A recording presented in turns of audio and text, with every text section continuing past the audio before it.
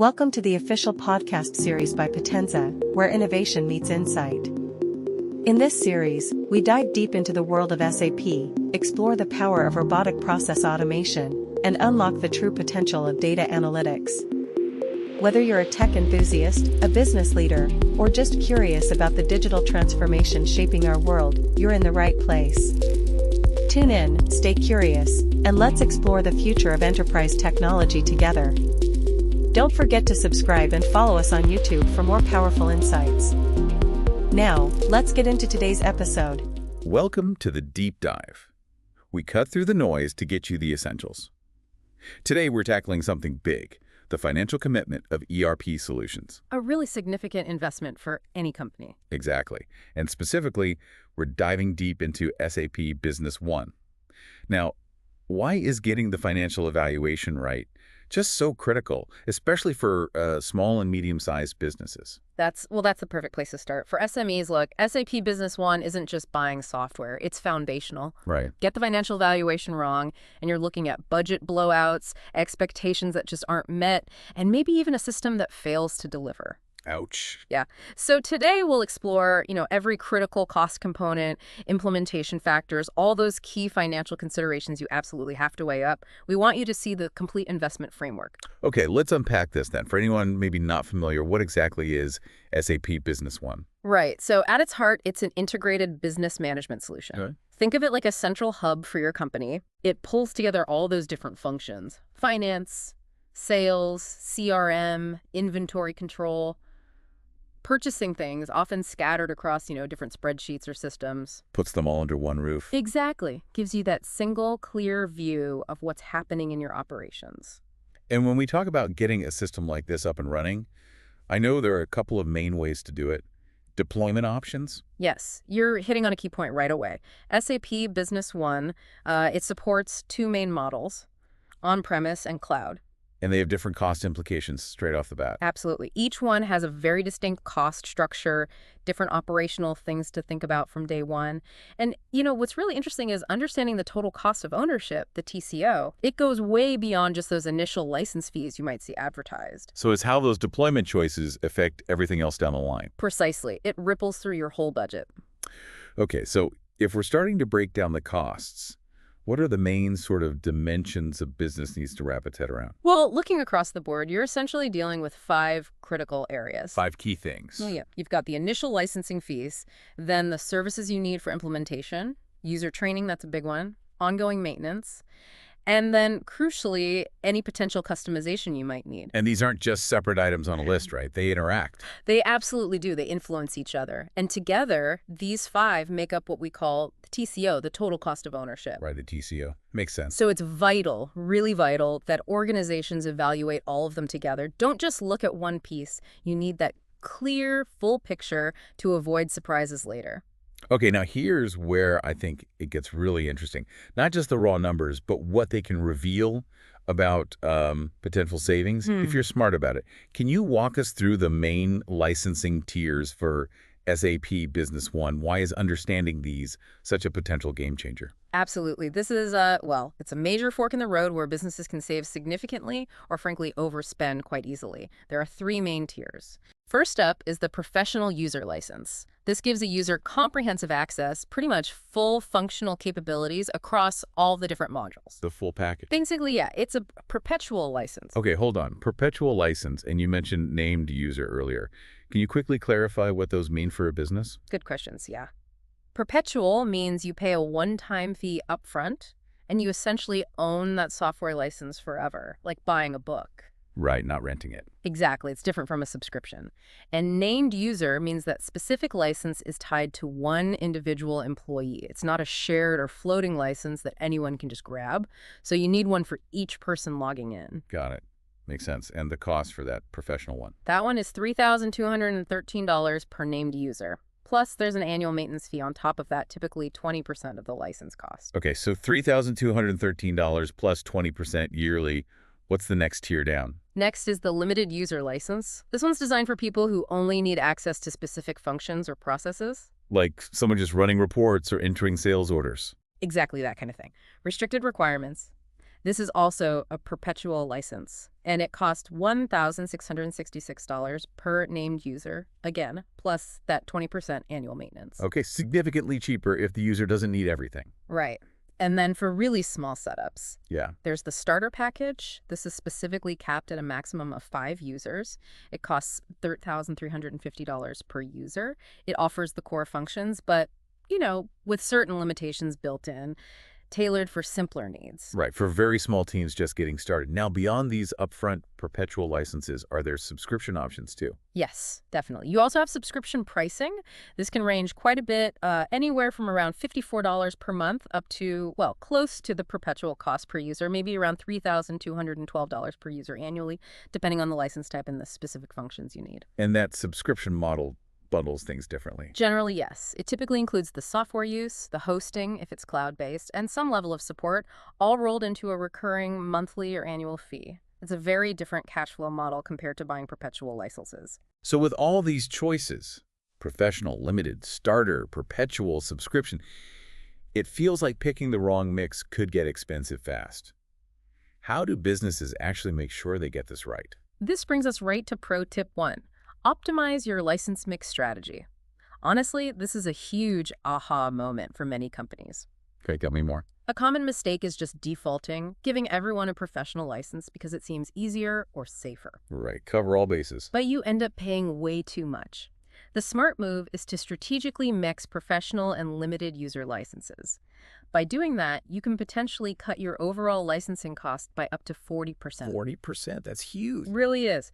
The key is you have to meticulously look at what each user actually does. Who are the power users needing full access? Give them professional. Who only needs to input timesheets or view inventory? Give them limited. Match the license to the job role. Exactly. Yeah. It sounds simple, but it requires that upfront analysis of roles and permissions. But the savings are substantial. Yeah, I can see how that upfront work pays off massively. Is there a point, like a certain number of employees, where this mix becomes absolutely critical? Honestly, it's critical pretty early on, even with, say, just 10 or 15 users. Getting the mix right delivers real savings. As you grow, the impact just gets bigger. It should be part of the plan from the start. Makes total sense. Okay, so we've talked licenses. Let's circle back to that other big choice, on-premise versus cloud deployment. How does that choice fundamentally shift the cost picture? Oh, it's a massive shift, a fundamental decision. With on-premise, you, the organization, are taking responsibility for everything. Meaning you have to buy and maintain the servers, the database licenses, the network gear.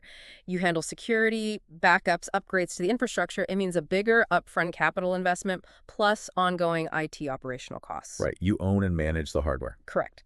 Now, cloud deployment flips that. It typically works on a subscription model. Your monthly or annual fee covers the infrastructure, the software, the maintenance, support, often even some professional services. So less upfront investment needed. Exactly. It eliminates those big initial infrastructure costs.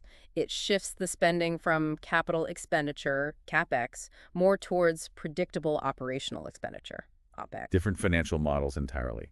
Okay, Now for maybe the elephant in the room for many. Implementation and setup costs. Our research suggests this can be, well, a pretty wide range, typically 1 to 5 times the annual license cost. That's a good benchmark, yeah. It can span from, say, $20,000 on the very low end up to potentially several $1 million for huge, complex projects. Wow.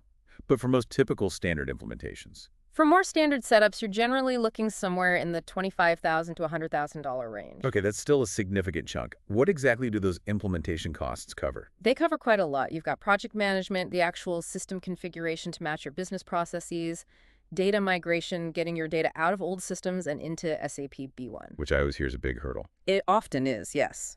Very crucial, sometimes complex. Then there's user training, making sure everyone knows how to use the system effectively. And finally, go-live support to handle issues as you switch over. And what makes it vary so much within that range, $25K versus $100? The biggest drivers are really the project scope and the complexity of your business needs. A company with very standard processes will be at the lower end. A business with lots of unique workflows, complex integrations, or massive amounts of data to migrate will naturally be higher up that scale. Scope and complexity. Got it. So we've covered the costs you'd likely see on a proposal, licenses, deployment choice impact, implementation fees. But let's talk about the costs that maybe aren't so obvious up front, the hidden costs What are some of those initial expenses that can catch businesses off guard? Ah, yes, the hidden costs, they definitely exist. Initially, if you go on-premise, you need to factor in the specific hardware, not just any server, but one that meets SAP's requirements. Database licenses, maybe network upgrades. Stuff beyond just the SAP software cost itself. Exactly. Then data migration, it's not just moving files. It often needs specialized skills for data cleansing, transforming data so it fits the new system. That can take significant time and expertise. More than people expect. Often, yes. Another one is integration. If you need SAP B1 to talk to your existing website or a custom manufacturing tool, that requires development effort, thorough testing. More billable hours. Right. And training beyond just teaching users the basics. You need someone trained as an administrator, someone who understands the system deeply, and maybe ongoing knowledge transfer as processes evolve. Okay, quite a few potential extras just to get started. But it doesn't stop there, does it? What about hidden costs that emerge after you're live, the ongoing ones? No, it definitely doesn't stop. Ongoing, you might find you need additional consulting help for complex issues or new requirements that pop up, or maybe third-party add-ons for very specific industry functions not covered initially. Scope creep, essentially. Yeah, can be. Customization costs are a big one, too. If you heavily customize the system, maintaining those customizations through future SAP upgrades can be costly and complex. It can even hinder your ability to upgrade easily. Oh, interesting. So customization has a long tail. It really can. Continued integration needs maintaining those links to other systems, dealing with API changes. That requires ongoing effort. Data migration issues might even resurface if data quality problems weren't fully resolved initially. Still dealing with data months later. It happens. And then, of course, growth. As your business expands, you'll need more user licenses, maybe enhanced functionality modules, potentially more system capacity. Those are scalability costs you need to anticipate. It seems like the real hidden cost isn't just forgetting a server, but underestimating the time and complexity involved, especially with data and customizations. That's a fantastic insight, yes. From what we see, underestimating the sheer effort of data cleansing or the ongoing maintenance burden of customizations can derail budgets and timelines more severely than many purely technical issues. That's the gotcha that catches many people out. Incredibly useful insights there. So, knowing these challenges, let's flip it. What are some practical, strategic ways businesses can actually save money? Give us some pro tips to maximize that ROI. Absolutely. Let's turn these into opportunities. Okay, pro tip 2. Negotiate multi-year maintenance agreements. Okay, how does that work? So the standard annual maintenance for perpetual licenses is usually around 20%. But this isn't always set in stone. You can often negotiate, especially if you commit to a longer term. Like signing up for 3 or 5 years instead of just one. Exactly. Locking in a 3 or 5 year maintenance contract can often secure a lower annual percentage rate, protecting you from potential future increases. And here's a kicker. Try bundling. Bundle? Yeah, negotiate your implementation services together with an extended maintenance agreement. Often, providers will offer volume discounts when you package these deals. We've seen this reduce the total cost of ownership by potentially 15 to 25% over the life of the contract. 15 to 25% TCO reduction. That's significant. It really is. If you connect this to the bigger picture, this kind of proactive negotiation shifts a major annual cost from being just a standard hit to a predictable, potentially discounted expense. It has a real impact on long-term budgeting. Smart negotiation pays off. What's another pro tip? Okay, pro tip 3. Implement phased deployment for maximum ROI. Meaning, don't try to do everything all at once. Precisely. Instead of a big bang implementation where all modules go live simultaneously, which can be incredibly disruptive and costly upfront, deploy SAP Business One in strategic phases. Start with the most important stuff first. Exactly. Start with core functions, maybe financials and inventory management, the areas causing the biggest pain points. This approach can slash your initial implementation costs by maybe 30 to 50%. Wow, half the initial cost potentially. Potentially, yes.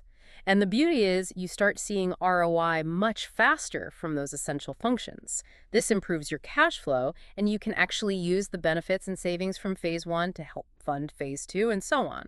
Ah, so it becomes a kind of self-funding strategy. It's the idea. It minimizes your upfront financial risk and drastically shortens the time it takes to start getting tangible payback from the system. That phased approach sounds really sensible, managing risk and cash flow. Yeah. Realistically, how quickly might a business see that initial ROI from just the core functions in phase 1? Often surprisingly quickly. If you target the right pain points first, maybe automating invoicing, or finally getting reliable real-time inventory counts, businesses can often see tangible benefits, real improvements within just 3 to 6 months. 3 to 6 months. That's fast enough to build momentum. Absolutely. It justifies that initial spend and builds confidence and enthusiasm for the subsequent phases. Okay, great tips. So let's assume the implementation, maybe phased, is complete. What financial commitments continue? What do businesses need to keep budgeting for long term? Right. The journey doesn't end at go live.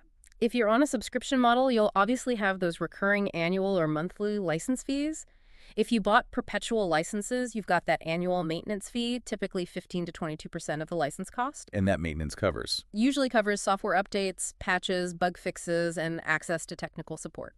You'll also need to budget for ongoing training. New hires need to learn the system. Maybe you add new modules later that require training. Training never really stops. Pretty much. And while minor updates are included in maintenance, major new versions of SAP Business One might sometimes require additional investment, maybe for services to implement the upgrade or for retraining. Factor in major upgrades periodically. Yes. And for cloud users, those subscription fees continue, and they often scale up as you add more users or functionality over time. So it all loops back to that total cost of ownership idea. Exactly. It all contributes to the TCO. We mentioned that for moderate customization, TCO often falls between $50,000 and $100,000 over, say, 3-5 years. But honestly, it varies hugely. It depends so much on your specific needs, your growth, how much you customize. So multi-year budgeting is key. Absolutely critical. You can't just budget for year one. You need a multi-year view that accounts for growth, maybe inflation, definitely evolving business needs. But here's the flip side, the positive outcome. What we consistently see is that successful SAP B1 implementations, they typically show a positive ROI within 12 to 24 months. 12 to 24 months to get your money back and start profiting. Yes, primarily driven by things like process automation saving time, much better data accuracy leading to fewer errors, and just overall enhanced decision-making because you finally know what's going on. That's a powerful potential return. Yeah. Okay, we have covered a ton of ground today, from deciphering those license tiers and the really surprising impact of getting that license mix right. That 40% potential saving, yeah. To the strategic value of phased deployment and shining a light on those hidden costs that can bite you if you're not careful. It just hammers home that doing thorough, proactive financial homework is absolutely essential before jumping into an ERP like SAP Business One. It really is, and maybe this raises an important question for you to think about. We know SAP Business One offers significant operational advantages, right?